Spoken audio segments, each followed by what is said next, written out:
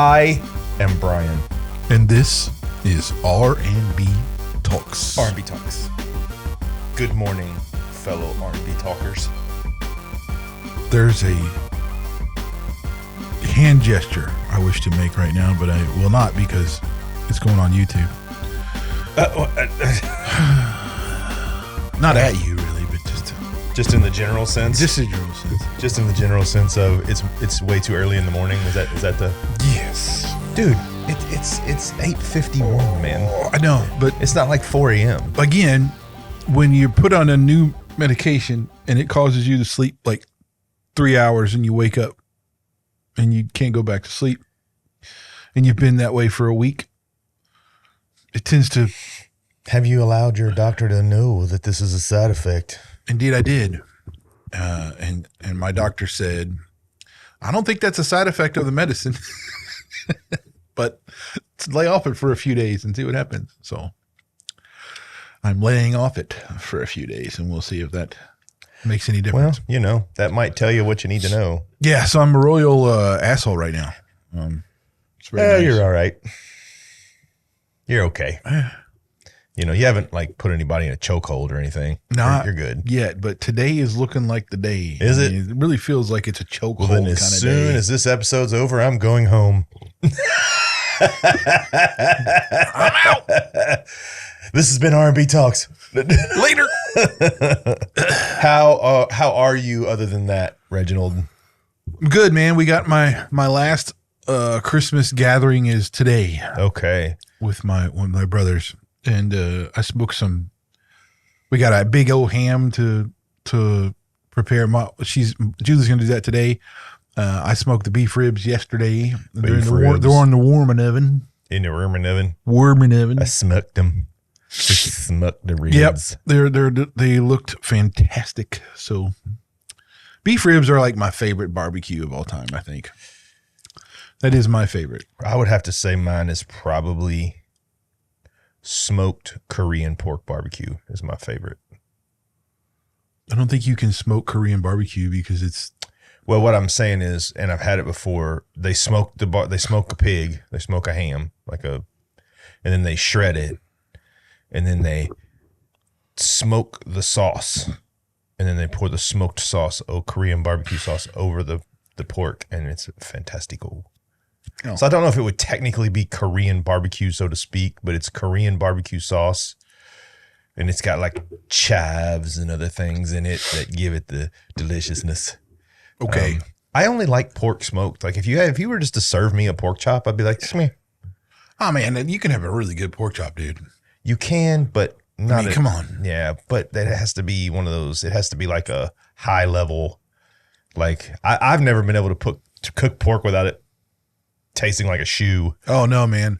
I've had some pork chop that was legit, dude. I had a pork chop at a steakhouse in Vegas called TJ's, and it was amazing. But why would you have a pork chop at a steakhouse? Because it was this third night in a row eating there, and I'd had steaks the previously 2 nights, and I was like, you know what? I'm going to have something different tonight. So I had a pork chop. It's just it was weird. A huge pork chop too. It was like this big. It's just weird. You'd go to a steakhouse and get a pork chop. It was a massive pork chop. I know they do that, by the way. I mean, it's always fascinating me that steakhouses would have here we serve pork chop. So what's your favorite cut of steak? I'm a ribeye guy, dude. I really like the ribeye. I'm going to tell you, I'm a cowboy. Cowboy what? Cowboy cut. Cowboy ribeye. The big one. Looks like brontosaurus steak is what I call it. It's still a ribeye. Because you grab by that bone, and right before you eat somebody, you could club an animal and commit, It's still a ribeye, though. I know, but it's the deliciousness. It's something about the bone that makes me feel good about it. Well, I mean, I hear you. A really good bone-in ribeye is pretty awesome. There's something about your steak having a handle. I did get a couple of those for Father's Day one year for me and my father-in-law. Yeah. And it was before he had got his outdoor kitchen set up or whatever. So I brought over my griddle that I have, right? I brought it over and I cooked them up for him. And they were, dude, it was to me, so that's good. The pinnacle of a steak is cowboy ribeye. No, I've had, the Jeff Ruby says that bone-in filet. I don't know. That's probably my favorite steak of all time. A close second for me is a really well prepared porterhouse. Yeah, no, not a porterhouse fan. I mean, it's fine, but no. But it has to be prepared properly. The best porterhouse I've ever had was at Ruth Chris.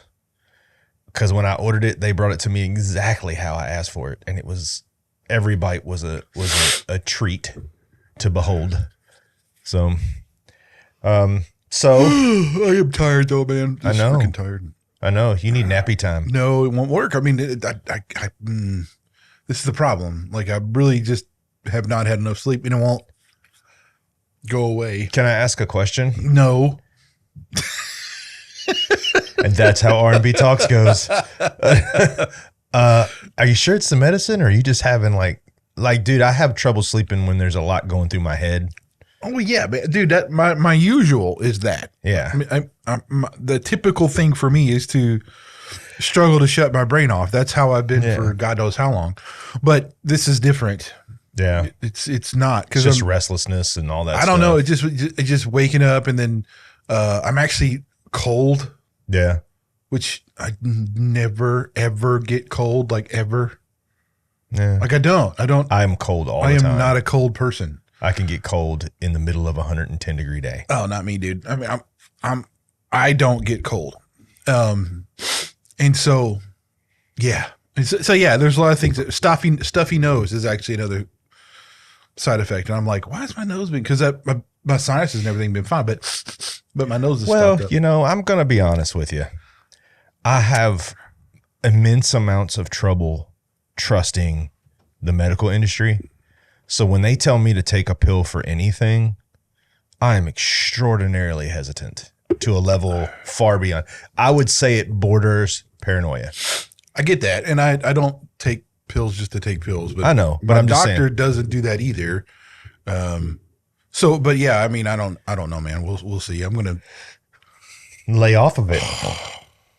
I like that advice. Lay off of it. Lay off of it for a few days. So yeah. So that's all.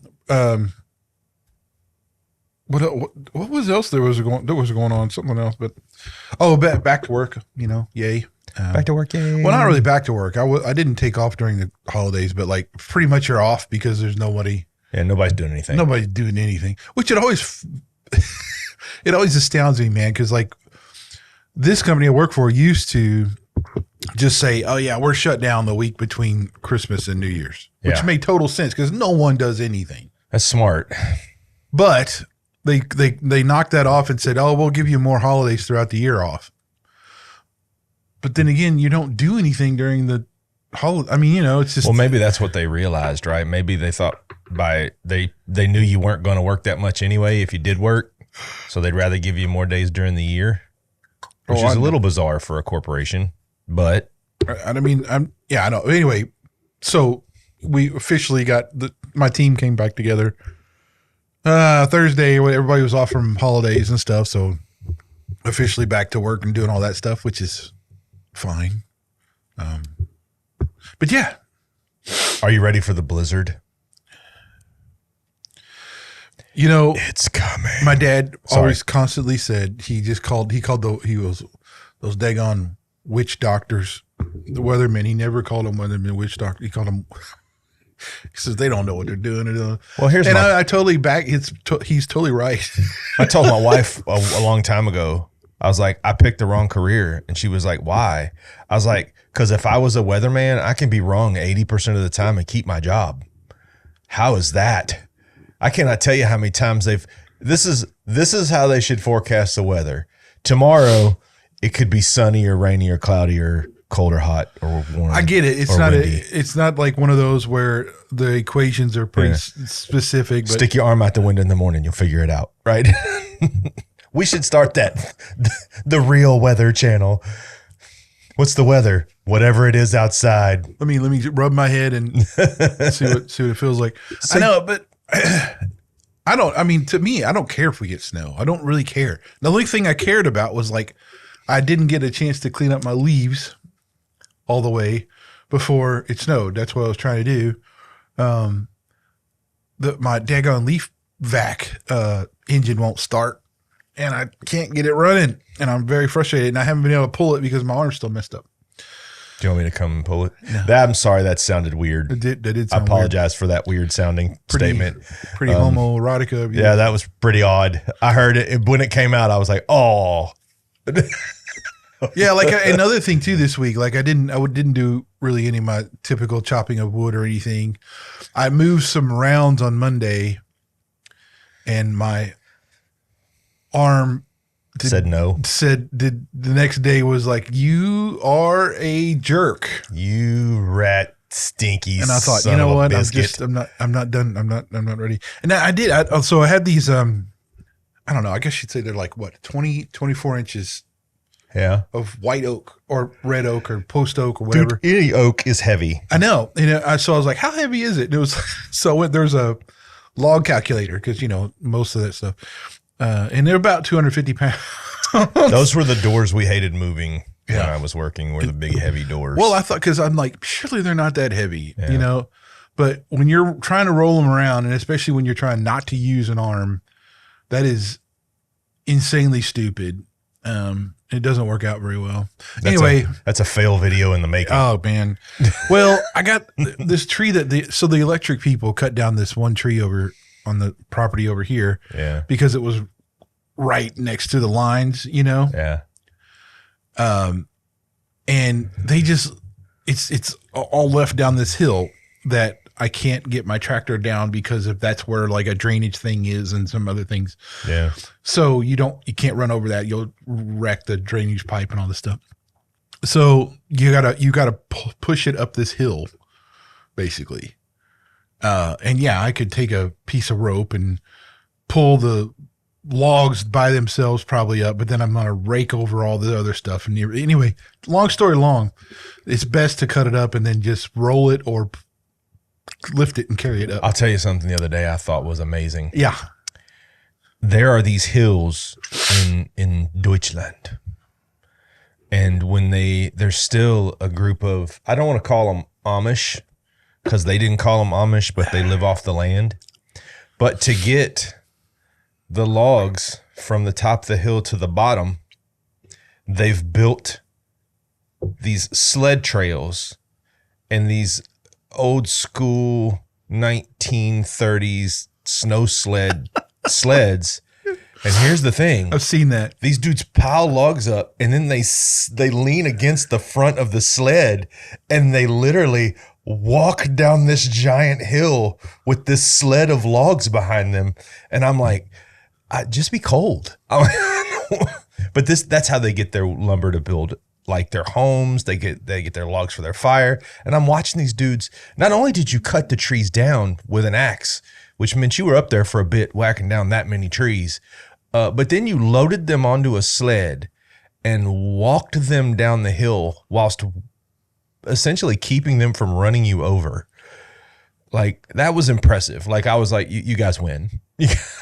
Yeah, that takes some pretty significant size cojones. And I was like, you win. How do you not win? I'm like, world's strongest man kind of material there, right? Like, that's nuts. And there were like teenage boys walking, and these sleds had to weigh in excess of 700, 800, maybe 900 pounds. And they're literally just, leaned up against it, just kind of goose walking down this hill, like tenderfooting it to get it down low. And they said in the video that one person will do 2 to 3 of these sleds a day. So imagine that. You got to go up to the top of the hill, chop the tree down, no chainsaws. I know. Straight axes. Oh, yeah. Chop them up, load them on the Christmas tree sled, and walk them down the hill 2 to 3 times a day. That's pure insanity. It is, but it's also honestly, dude, it'd be great work. It would be. It'd be awesome. But that's the guy I don't want to like upset, because then he'll like mule kick me and I haven't cut a tree down with an axe. I've actually bucked a tree with an axe though, meaning that you cut it up to pieces with an axe, and it's pretty fripping cool. Although you do have to be careful about your swinging the axe because you can hit your foot, and that would be not good. Oh, there's of course, I'm the king of fail videos, and I crown once a week one fail video the winner. And my favorite video is there's this guy, and he's in Alabama, and he's hammering they're working on building this deck, and he's hitting this deck with a hammer, and he's talking to his son, telling him to be safe with the hammer as he misses the deck and hits himself right in the balls. And I fell off my chair laughing. I was like, you are preaching safety as you crush yourself crotch-wise. That might be the funniest thing I've ever. I laughed, like I blurted out laughing at work because I was on my break watching this, and I literally lost my mind laughing. I was like, and it wasn't the ball shot that made me laugh. It was the fact that he was looking at his son super serious and was like, you need to understand what safety is. You got to be safe. Wham! And then he just curled over in a ball and laid there. That's what you get for lecturing people. Anyway, I do have something I would like to discuss, Reggie. Let's roll with it.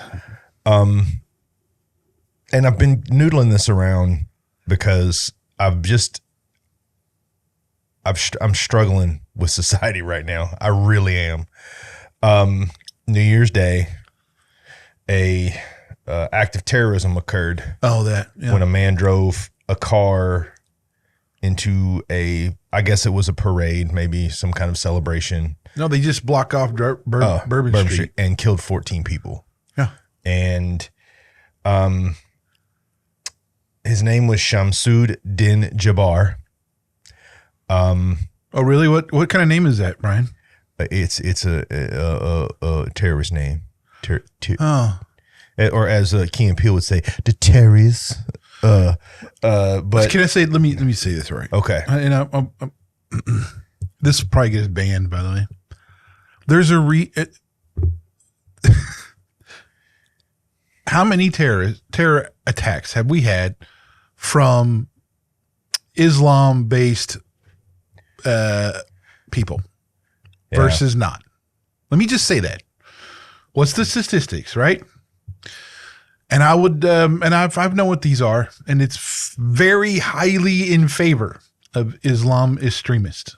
Well, I mean, and the thing is just kind of look at the overarching part of it. The investigators figured out that he worked alone. Most of them are lone wolves. They're people that have been, they've been, he was put on by ISIS or something like that, right? That's what they said. But they found he had posted, and here's the thing that bothers me. They found he had posted several videos on social media pledging his support for the Islamic State group. Yeah. Inside the car, they found multiple firearms loaded, and what appeared to be an improvised explosive device in the vehicle. So that tells me that the driving into the crowd was just the beginning of what he was trying to do.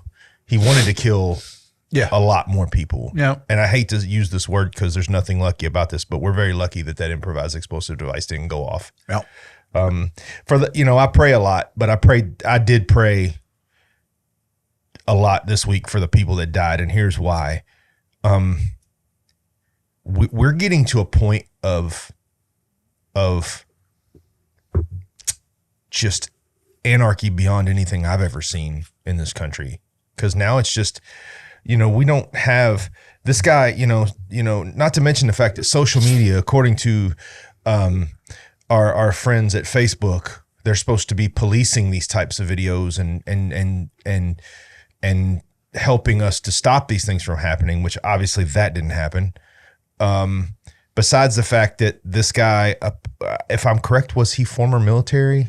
Okay. So he's a former U.S. military veteran, which really breaks my heart because I have a super soft spot for veterans, but I do not have a soft spot for this guy, like at all. Like, and I just feel like we're honestly, the other day I told my wife, I was like, I feel like we're in an anarchy state right now.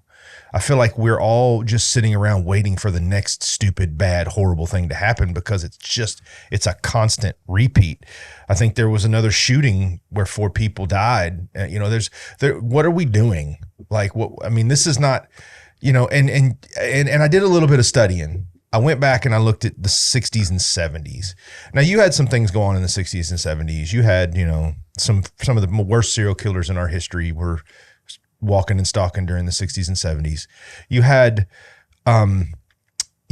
some things going on still on the racial divide and things like that, but you didn't have just sheer acts of terrorism happening on U.S. soil on the level that they're happening right now. And these are, let's call them what they are. The transgender kid that shot up the school, that's a terrorist attack, dude. That's not, these are people trying to shear down the fabric of our country, of our government, of our lifestyle, and they're doing it right underneath our nose. And I can't quite understand how we as technologically as advanced as we are, as quickly as we can catch warning signs, as many things as we have working, quote unquote, for our security, how this consistently and constantly is happening. And there is no level of preparedness to kind of meet this stuff where it's at. I mean, this guy went on Facebook and basically told everybody what he was, right? He was an Islamic sympathist. And I don't have, the several of the school shootings, they went on Facebook and social media and basically told everybody what they were going to do. And then it happened, and everybody wants to cry and boohoo and be shocked. Don't get me wrong. I feel horrible for the families of the victims, horrible. But what I really feel is a severe loss of responsibility of our government, of our healthcare system, all the things that are implemented to stop these things from happening. I don't. I'll be honest, I don't. I think that there's a lot of places in the country still where there's still civility and morality that is in play most of the time. And I believe that where we live is one of those places. We don't foster the air of that kind of thing. However, I will say that most of the stuff that you see from the 60s and 70s, I'll tell you what happened. The fascist, leftist, power mongering, greedy, global Mongols, whatever you want to call them, have been slowly taking over and making plays. And part of that is to stoke extremism, and part of that is making wealth and money moves that give funding towards these organizations and stuff, taking over the institutions. I mean, all of that has led to where you have a general we just have a lot of sheep, dude, that have led to this kind of thing where it's easier to get your feelings hurt now than it ever has been. Well, but my question is this. I don't know that this has much that my side. I know there's sheep, but my thing is Instagram, Facebook. Those shouldn't be policed, and they shouldn't be looked at like that, though, Brian. Then what do? Do we just allow people to continue to die? No, but I'm saying you're not going to change anything unless you change the culture. Unless you change how you teach people, unless you change what character traits we endow into our kids, you're not going to change anything. Do you think that there's any merit? There's been several, I won't call them conservative voices because I don't really consider them conservatives, or sort of extremists on the right, that have raised concerns about allowing anybody that is not a birthright citizen of the U.S. into our military. Do you think that has any veracity at all? I don't, but because that doesn't matter. If they've been indoctrinated into a culture of death, then it doesn't really matter. Yeah. I don't think that has it doesn't matter if you're American or not. I just wanted to ask the question because I've heard it asked a couple times, and I'm like, I don't really think that has anything to do with it. No. Right? Like, I don't. No. But there's plenty of people who have come to America as young kids and went on to serve in our military and have been great people. So I don't really want to drag that animal out to be kicked. But I have heard the question asked. But this is all on purpose, dude. I mean, that's what I mean. Like, you see these kind of things. That's why we have the level of, and you really got to travel a lot to understand the difference in people's attitudes from like the East Coast and West Coast and all around the different regions of the country to understand what you're dealing with, because it's vastly different from like the Northeast versus the Southeast versus the Northwest versus the Southwest versus like Texas versus Florida. Yeah. And then the Midwest kind of thing, right? Everybody has a different culture about it. But one thing has been escalating over the last few decades, especially, and that is this control socialist, mind-numbing idiocy on the coasts of both East and West. That has been increasing, and we all know that. Now, there's been some shifts in some of the parts of the country, I would say. Yes, there has. Especially in the Northeast and on that side of the coast. I think there's a lot more common sense happening because they're just fed up with, like New York is kind of just totally fed up with everything. But, you know, you still have bastions of these, but those ideals, right? Those ideals allow for sympathetic and just really naive ways of looking at things.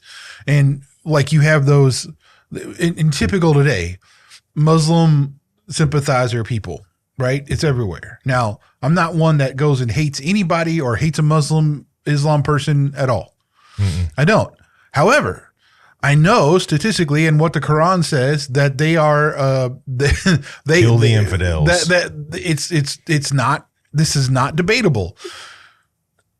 Muhammad was a crazy man. Let's just say that. In the book of the Quran was based when he was I can't get into this, but I'll just say that the way things are with Islam is very much a violent rhetoric.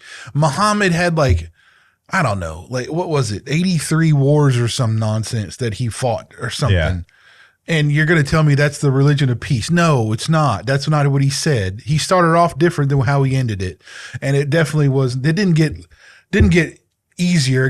He got worse as the Quran goes on and his life went on. So let's just say that is like what it is. I recognize that there are elements of Islam that can be extreme and it's easy to do because it's in the daggone book. Yeah. So there's one thing, right? I mean, and it's not like I say we have to make every Islam like a target of more investigative stuff or something like that. I'm not that, but what if you sit there and you give money and weapons to Islamic extremists, what do you think is going to happen? How many millions, extreme things with them? Hundreds of millions of dollars have we given to the Taliban and to ISIS really, or whatever. We funded this stuff. And even through CIA operations and stuff like that, we've actually caused a lot of this stuff and caused these extremist groups to rise and have more influence over our people. We've done that. There's government agencies that have done this. Yeah. And yes, you can say it. That Reggie character is a conspiracy nut job, but actually, it's not a conspiracy, guys. You can go online and find it. But you know, it's okay. It's like this guy who did the Tesla truck. Well, the same time, the bombing of the Tesla truck. Yeah, you know, Sean Ryan had an emergency episode because he was like there was one of their, I guess, old teammates or something wrote the email that was about, you know, this is this and this about the FBI cover-ups and all kinds of other stuff. It's not even hidden anymore. And, you know, people have been, and the people that have been working on these things are not. So when you have this kind of stuff, Brian, and that's been escalating. So since the 60s and 70s, you've had all these things that have compounded, and we're at where we're at now as far as where the media says our culture is supposed to be. But again, I think I still look at it like there's places of that sympathy of the media rhetoric, and there's places where there's not. Yeah. And I don't really care. I mean, well, I care, but like, I'm not going to sit there and spend time in an area of the country where they're kowtowing to propagandist nonsense. So I'm happy to where I live. I'm happy to know that this isn't that kind of atmosphere. And I feel like that's more common in the middle of the country than not. Okay. So I'm going to crawl down another rabbit hole from this rabbit hole. As men of faith. Yep. Are we doing what we're told to do by not going into these places and trying to make an impact? People are. Men are. But I'm not talking about people. I'm talking about us as our personal responsibility to the Great Commission, to the things that we've been called to do. by saying we don't want to go to those places. And I'm not saying you, I'm just saying there are several people that I know that are like, I'm never leaving here.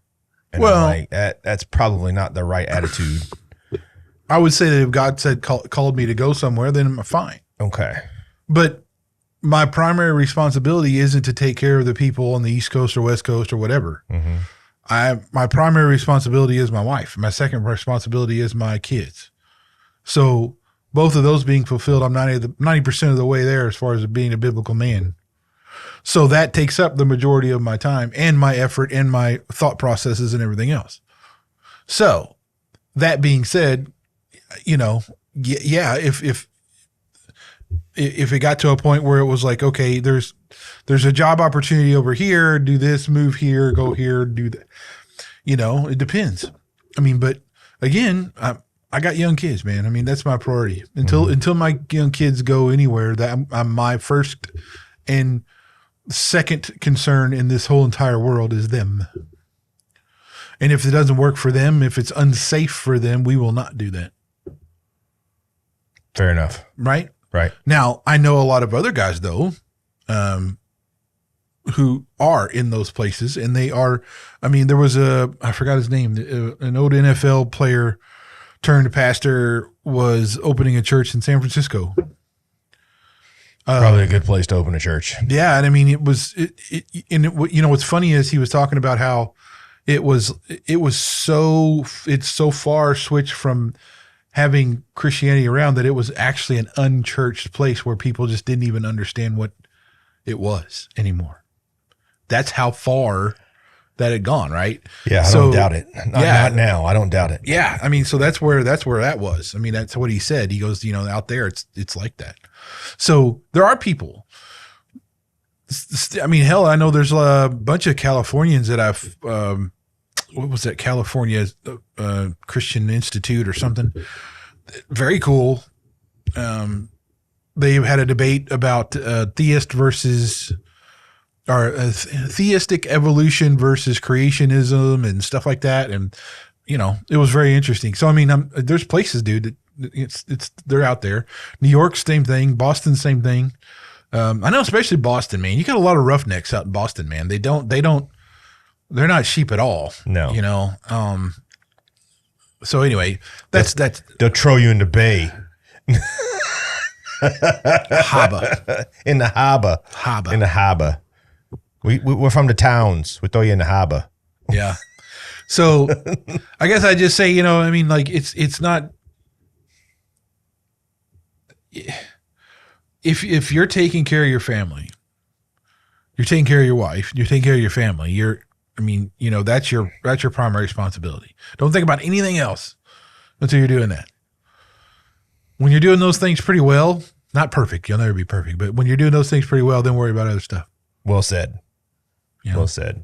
All right, look, here, speaking of debates and stuff, I'm a little late on the train here because this was back in December. I don't know these two guys, but there is some kerfuffle. Kerfuffle. Apparently. How do you spell that? I don't know.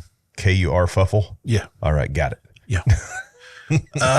Over this Billy Carson and Wes Huff quote unquote debate, which I wouldn't call it a debate. It was more of a discussion. Give us some context. Yeah, I don't know. I was watching. What was I watching? I was okay on my YouTube feed. I guess this was a couple of days ago.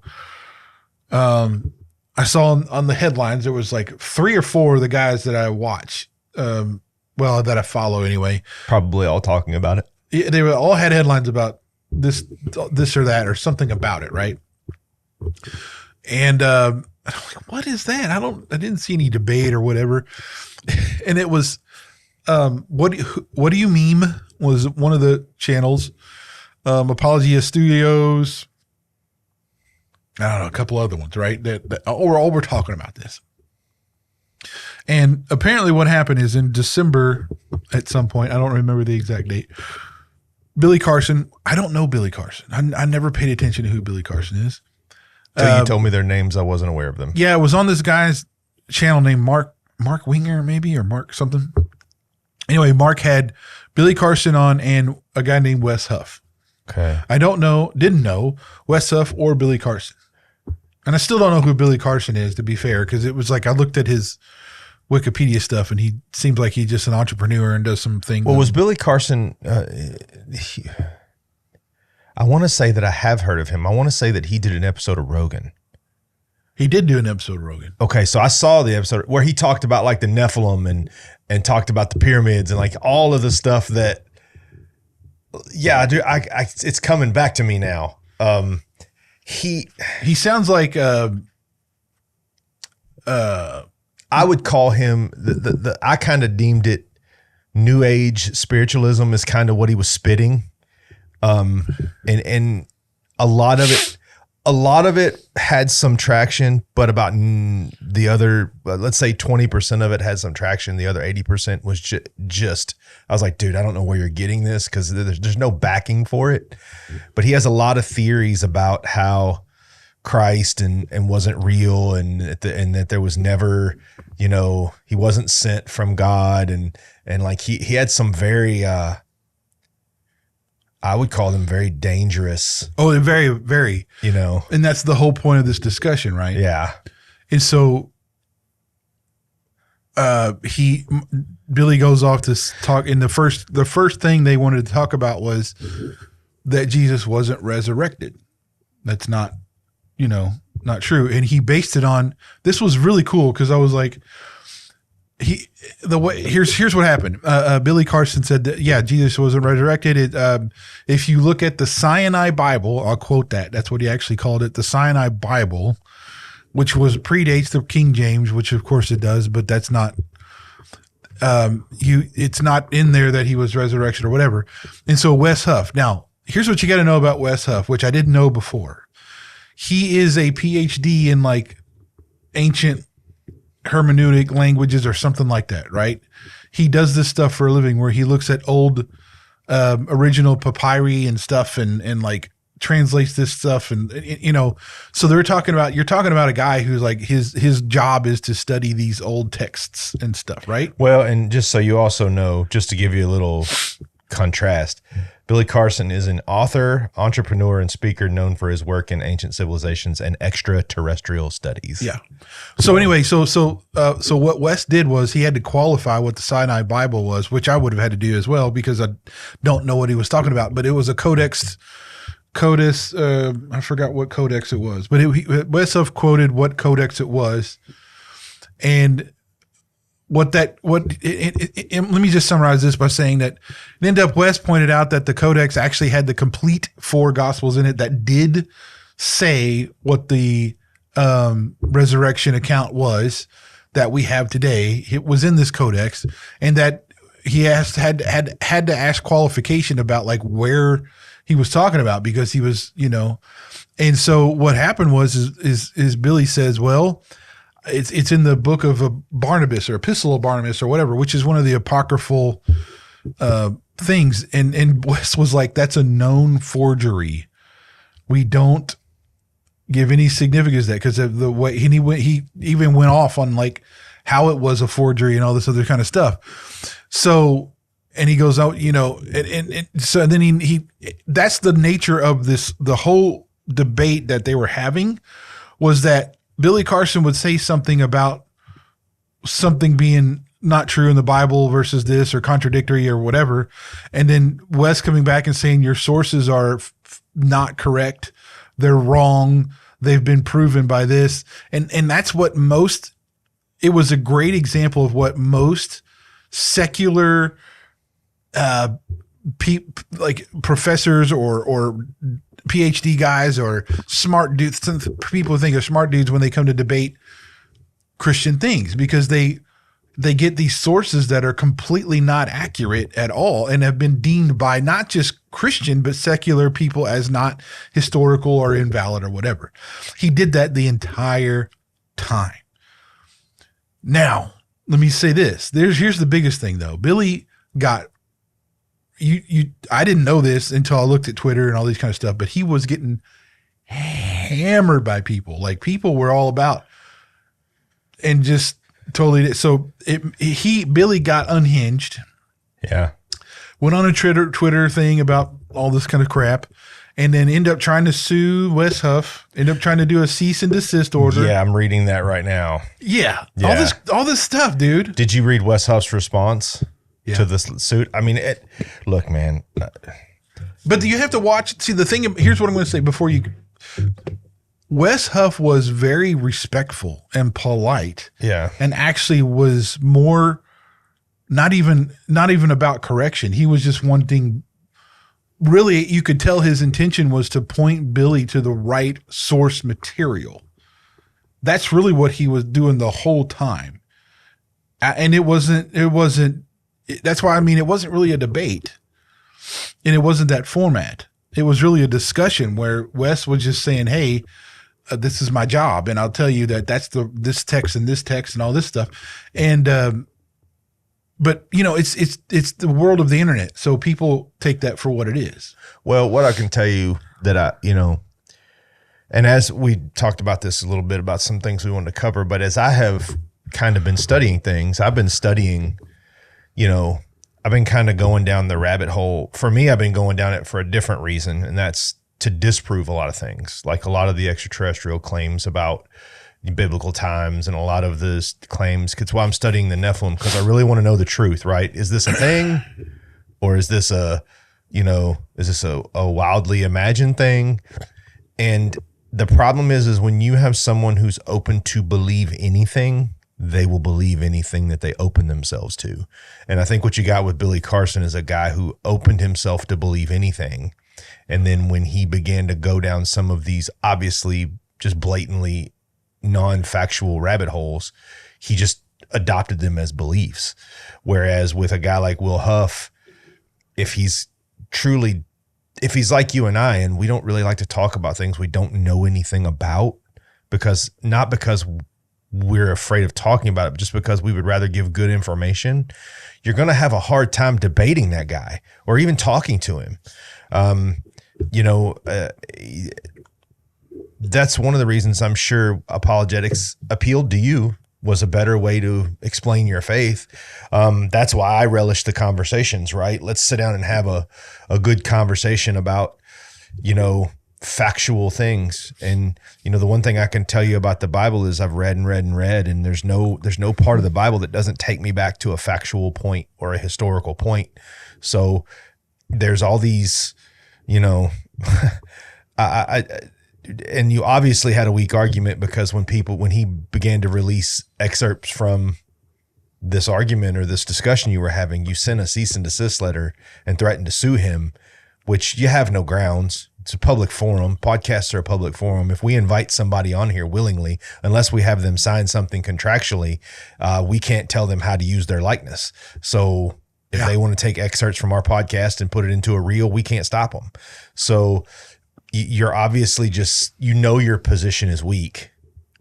But the thing, okay, here's what blows me away here, though. I mean, Billy Carson is supposed to be an intellectual guy and an academic fellow or whatever, right? I don't know how far that is, but I'm not that, barely have a bachelor's degree, right? Yeah.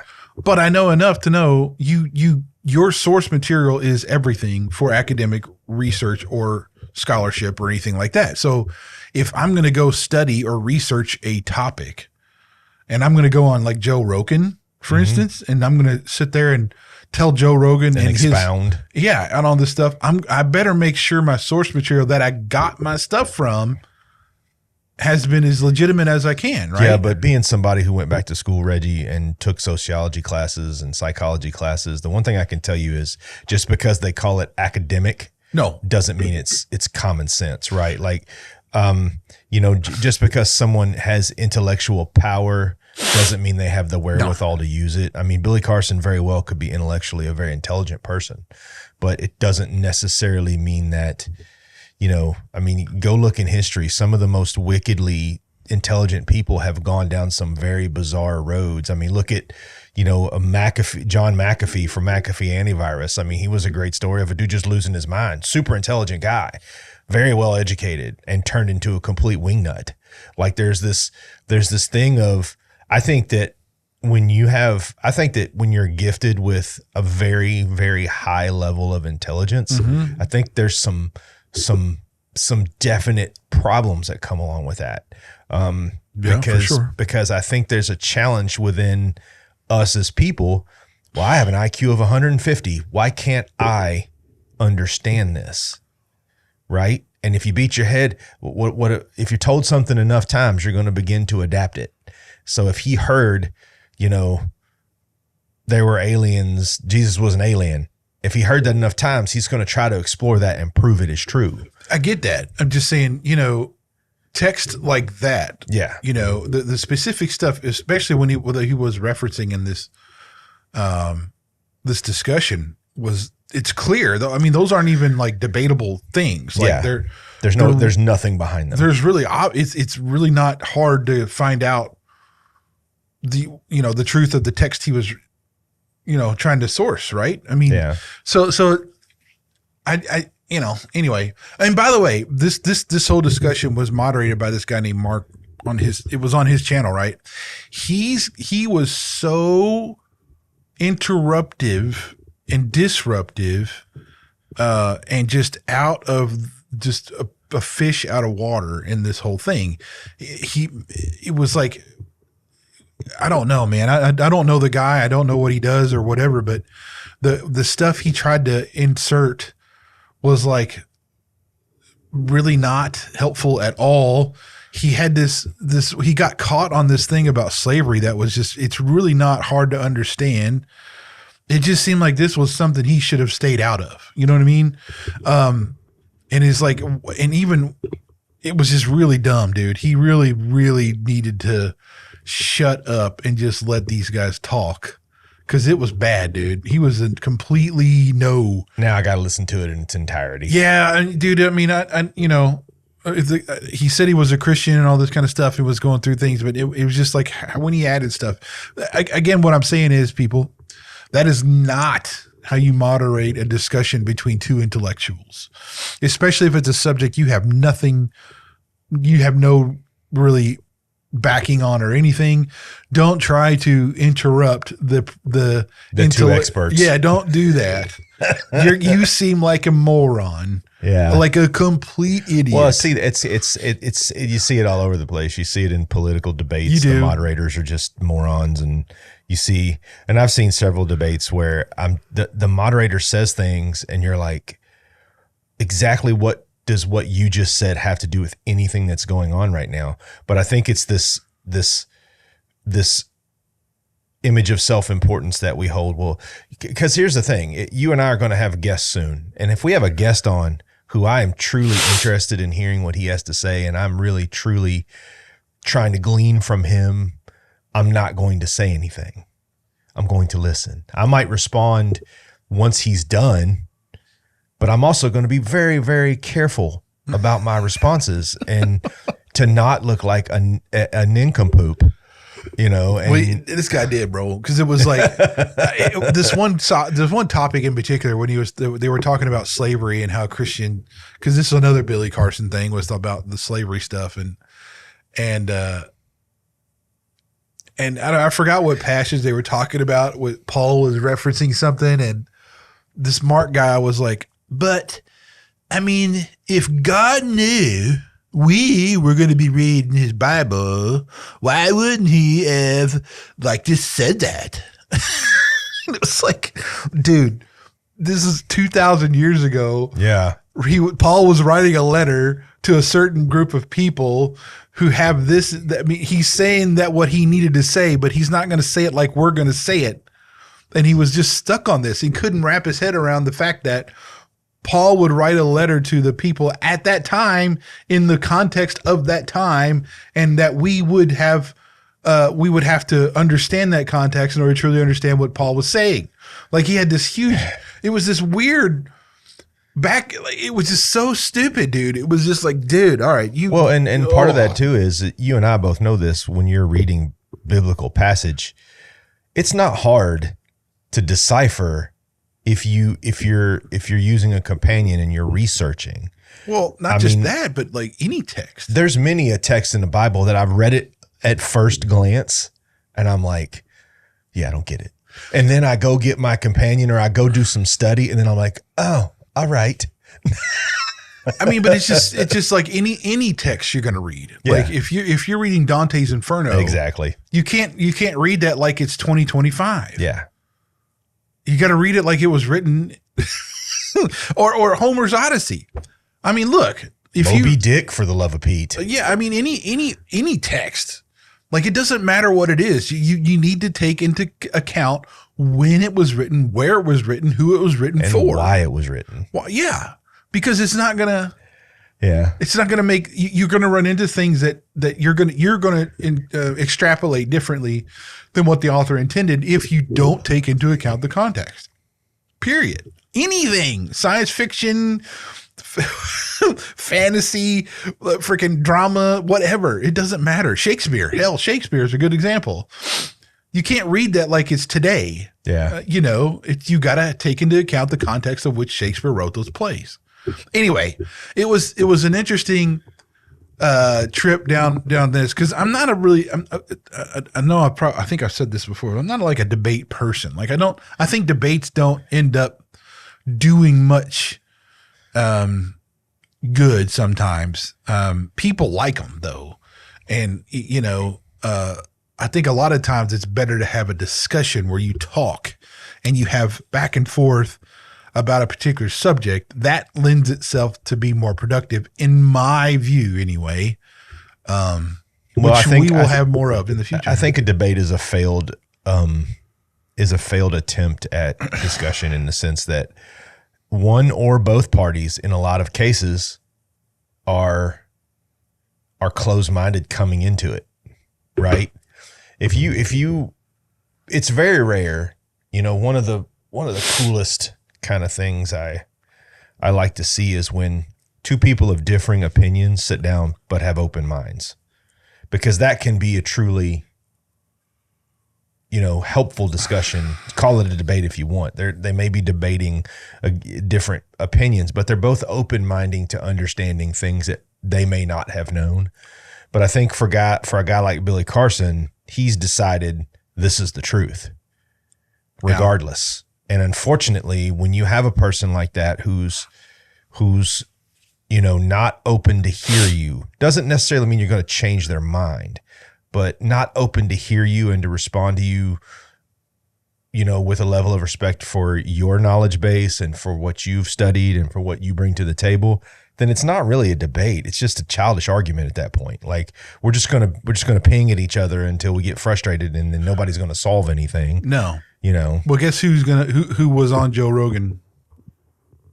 Wes Huff was just on Joe Rogan. Really? I don't know if the episode released yet or not, but he was. Well, I'll be listening to that. Yeah, I might have to go back and listen to Billy Carson first. I mean, because he was.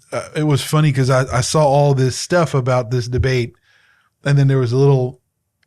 In the midst of all this was like hey, guess who's going to be on Joe Rogan? It was and on top of that, that's tough because Joe. I like Joe Rogan and I listen to a lot of his episodes, but. Yeah, he's not. I know what you mean. He's not anti-Christian, but he's had some very he was unkind things to say about people who believe in Christ. He's had some very judgmental things that have come forward, and I would love to know where and why he's taking those judgmental stances. Just simply because, a lot of the stuff that he said doesn't make any sense, doesn't have any real factual backgrounds or anything like that. So, but I look forward to it. Like I'm going to go back and listen to Billy Carson now and listen to that episode. And then I got to listen to Will Huff when he's on there. But I mean, one thing I would encourage people too is, when you're out there and you're looking to debate someone, you're not going to win an argument with false or augmented information. You can't. You just got to bring the facts to the table. Well, in your source material, your sources are everything. Yeah, that's what I want to make sure everybody. And this is what point Wes was trying to make. Like, if you use source material for your conclusions that are historically inaccurate, proven to be forgeries, or out of context, or something, then you're basing your entire conclusions on a false narrative that is not true, right?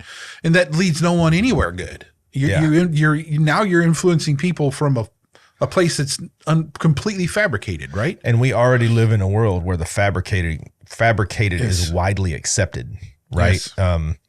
We live in a world where the fabricated facts are widely thought to be the truth, which is already immensely problematic. So, yes.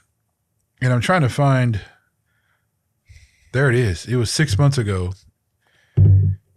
Billy Carson, Joe Rogan, number 2160. okay. That was 6 months ago. It has 5.7 million views. Well, that's worrisome.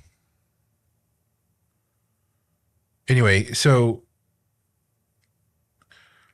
yeah, just look it up, give it a shot. I mean, the debate I'll put the link to it in the description in case anybody wants to watch it. It's 2 hours. But yeah, it's not a debate, and I really don't. I think hats off to Wes because I think he performed admirably, and I don't think it was disrespectful or anything. I think, and I think Mark needs to understand when to leave out of the conversation for sure. But well, there's you got to also know when to just step back and let somebody talk, right? Like, I think that's a problem too in a debate is you get so heated and bent on, getting your point across, that you tend to want to override everybody. Well, I think too, have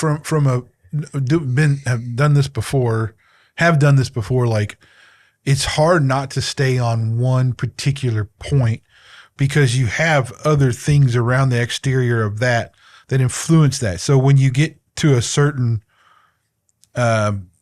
specific point that you're trying to make, you end up, because your brain is just running and it's spinning, and so you start trying to pull in other things here to bolster this one point, and you end up way off track sometimes because you just tried to pull all this stuff in, and it gets overwhelming a lot of times. Yeah.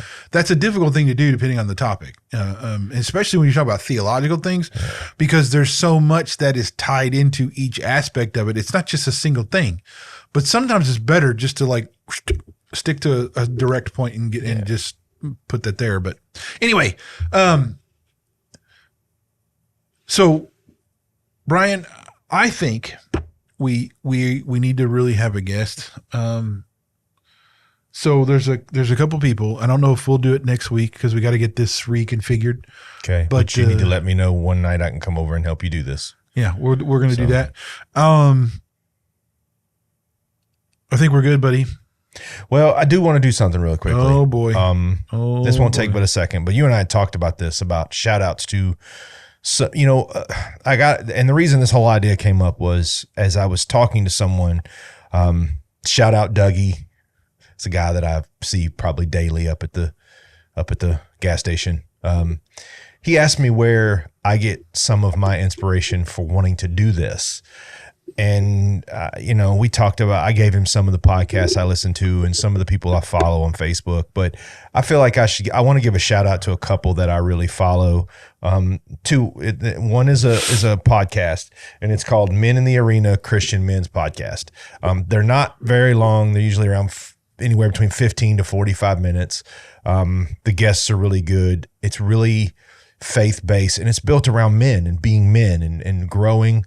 I think it's worth a listen. And then there's another ministry that I've been following, and it's on Facebook. It's called Warpath Ministries. And it's a recovery ministry, but it's a ministry based in just solid biblical principle, and they police the page really well. Like if anybody gets on and tries to put anything on that's not biblical, that's solicitations or anything, they wipe it quick.